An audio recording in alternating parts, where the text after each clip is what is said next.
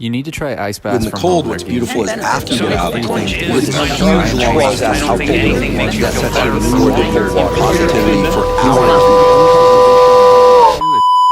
A lot of people are really starting to jump on this ice bath trend, but they aren't the second coming of Christ like your favourite fitness influencer says. If you actually want to improve your recovery, then you need to be chilling, not sitting in a bucket of ice till you have nipples that look like Joe Rogan's. Now, that's not to say ice baths don't have their place. They can be used to reduce inflammation and muscle soreness, which is great for events like the CrossFit Games, where athletes have to do multiple things back to back to back. But actually not very positive when you've got an injury. So if you sprain your ankle, the RICE protocol is actually a terrible idea. You need to let the body go through its natural inflammation process. It's part of healing. And the other thing is, the main goal of any recovery activity is to reduce stress and activate your parasympathetic nervous system, the rest and digest state. And this is where there's a big problem with how much people are trying to prescribe ice baths.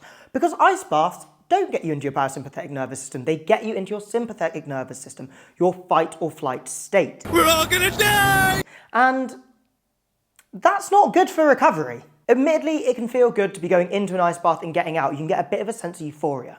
But with the increased stress, if you're also dealing with poor sleep, poor diet, maybe you've got work and life stress, then you can build up too much allostatic load, which is just the general stress load on your body. And when that gets past a certain threshold, it is just gonna absolutely tank your recovery.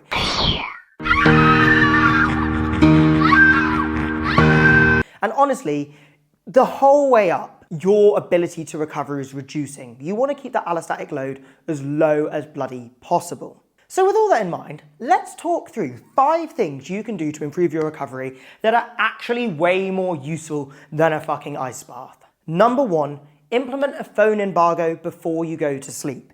One of the single worst ways you can prep to fall asleep is sitting on social media, scrolling through your phone, getting your mind whirring, staring at blue light so it's telling your brain it's daytime, and just building this weird rampant anxiety we all get as we doom scroll. It is not setting you up for good sleep. It is like the worst thing you can do. And what you can do instead is just turn your phone fucking off an hour, half an hour before you go to sleep, and instead read a book, do some mobility, do some breath work, even just hang out with your partner. But if you do that, not only are you going to improve your sleep, which will massively improve your recovery, but you can stack things like mobility, which is obviously great for recovery and great for keeping the body mobile. Reading, great for relaxing the brain. The brain? Speak of the devil, and he shall appear. Great for relaxing the brain, reducing stress levels, and just getting you into your parasympathetic nervous system. Breath work, same thing. So just implementing a little fucking 60-minute phone embargo. The most beautiful word in the dictionary is tariff. Can make a whole world of difference. And if you don't want to dedicate 60 minutes, if you want to do it in the time an ice bath would fucking take you, just turn it off half an hour before you go to bed. And I promise you, do that for 2 weeks, you'll see a massive difference. Number 2, spend half an hour cuddling a loved one. Now, not to be a massive fucking simp, but a cuddle with someone you love, a big hug with your mum, there's nothing that can beat it. Simp! Simp! Simp! They release oxytocin, which is the bonding hormone, so you're building these emotional connections with people you love, and it gets your body into the parasympathetic nervous system, the rest and digest state. So not only are you able to stack building a bond with a loved one, you can actually get yourself into the recovery state super easily, instead of just spiking your stress by getting into a fucking ice bath for no reason and actually slowing down your recovery from any damage. So my advice is, find a TV show you like, grab your partner, grab your kid, grab your dog, put it on the fucking TV, hug them, and sofa rock for half a fucking hour.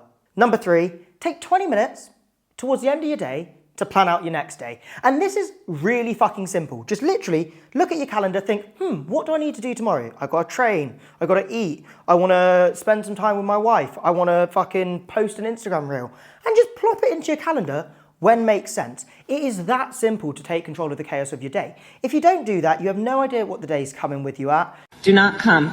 I'm gonna come. Coming? That doesn't make any sense. If you don't do that, you don't know what's going to come at you throughout the day. And it just means you're always running behind, always running on chaos, always stressed, always trying to catch things. And that is going to drive you into fight or flight. It's going to spike up your stress levels. And again, if you've just got this baseline stress, this allostatic load slowly churning up, it is a bad thing for your recovery because your recoverability is slowing down as this builds up, and eventually you will cross the threshold of burnout. We do not speak his name. So it's important to take care of that. And literally taking 20 minutes just to plan the next day can mean you fit in your training, you fit in your food, you fit in the time with your loved ones, you make sure work gets done, and it can take so much stress off, which is only going to boost your recovery.